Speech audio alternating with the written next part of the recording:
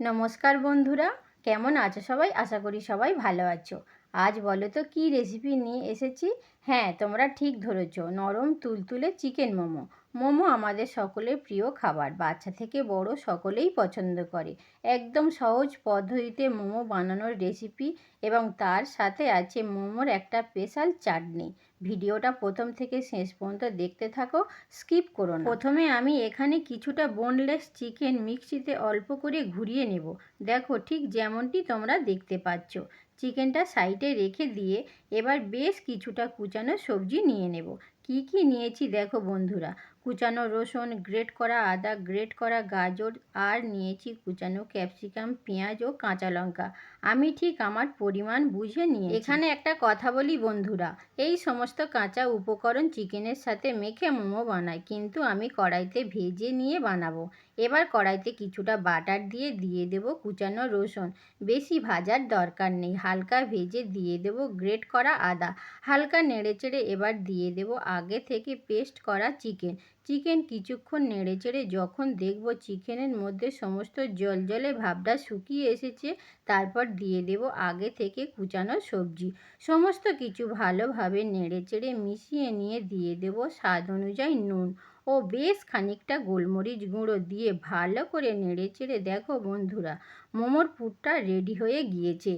আর যখন এই মোমোর পুরটা তৈরি করছিলাম তখন এক ফাঁকে ময়দাটা মেখে নিয়েছি, আর এই ময়দার মধ্যে দিয়েছি টক দই, নুন আর চিনি। এবার আর কি বলো বন্ধুরা, মোমো বানিয়ে নেওয়ার পালা। দেখো বন্ধুরা, আমি কিন্তু ভালো মোমো বানাতে পারি না, আমি ঠিক যেমনই পারি তোমাদের ঠিক তেমনই দেখাচ্ছি। ছোট ছোট লেচি করে নিয়ে লুচির আকারে বেলে কিছুটা পুর দিয়ে চারদিক থেকে মুড়ে দিয়েছি। দেখো প্রথম মোমোটা গেল পেট ফেটে, আর একটা বানিয়ে দেখা যাক। এটা মোটামুটি ঠিকঠাক হয়েছে। একটু সময় নিয়ে সমস্ত মোমোগুলো আস্তে আস্তে বানিয়ে নেব। আমার এখানে সব মোমো একে একে তৈরি করে নিয়েছি।